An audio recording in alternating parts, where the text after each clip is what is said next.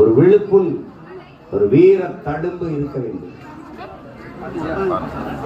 அது இல்லாது போய்விடக் கூடாது என்பதற்காகவே காது குத்துவது. இவர்கள் சொல்ற மாதிரி ஏற்கனவே என்ன காது குத்துறது, அந்த மாதிரி காது குத்துண்டாரு.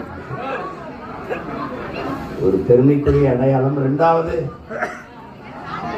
மருத்துவர் குலத்தில் பெருமக்கள் எல்லோருக்கும் தெரியும், காது என்பது மிக முக்கியப்படும் போது பிள்ளையாருக்கு முன்னாடி காதை பிடிச்சிட்டு போடுறது என்பது அது மூளை வளர்ச்சிக்கு அக்குப்பஞ்சர் மருத்துவத்திலே காதிலே துளையிடுவது என்பது மிகுந்த மருத்துவ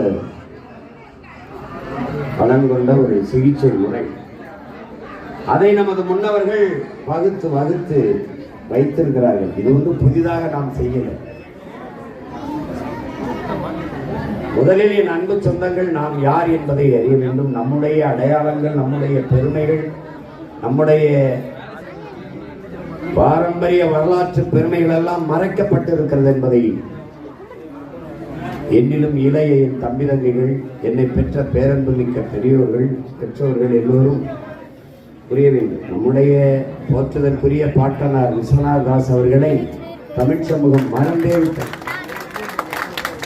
இந்த இந்திய பெருநிலம் அடிமைப்பட்டு கிடக்கிற போது அதனுடைய விடுதலைக்காக போராடி வீரச்சாவை தழுவிய பரம்பரையில் வந்தவர்கள் நாம். நமக்கு தேசப்பற்றை இந்த நாட்டை ஆளுகிறவர்கள் கற்பிப்பார்கள். அதுதான் மிகுந்த வேடிக்கையாகவும் வேதனையாகவும் இருக்குது. செக்கெடுத்தவன் பேரனுக்கும் தூக்கிலே தொங்கியவன் பேரனுக்கும் ஆயிரக்கணக்கான அருமை தம்பி தங்கைகளே, பலாயிரக்கணக்கான மேடைகளில் இந்த நாட்டின் விடுதலைக்காக நாடகத்தை நடத்தி நடத்தி உணர்வு சூடேற்றி விடுதலை போராட்ட உணர்வை விதைத்த பெருந்தகை நம்முடைய பாட்டனார் விஸ்வநாத் தாஸ்.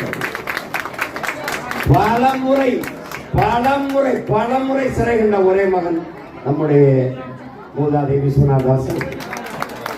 அவருக்கு என்ன அடையாளம் இருக்கிறது என்பதை வந்தவன் போனவன் நாய் நரிக்கெல்லாம் முக்குக்கு முக்கு சிலை எல்லாம் நம்முடைய பாடத்திட்டங்களில் நம்முடைய பாட்டல்கள், நம்முடைய தாத்தாக்கள் யாரும் இங்கே வாவு சிதம்பரனாரை பற்றி பாடமில்லை. வல்லபாய் பட்டேலை பற்றித்தான் பாடம் இருக்கிறது. சான்சிராணியை பற்றி தான் படிப்போம்.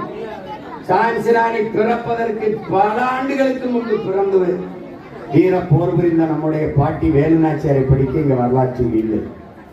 விஸ்வநாத் தாஸ் என்பது ஒரு கண்ணாடி போட்டு ஒருத்தர் இருக்கிறாருங்கிறது தான் தெரியும். அவர் யார் என்பது தெரியாது.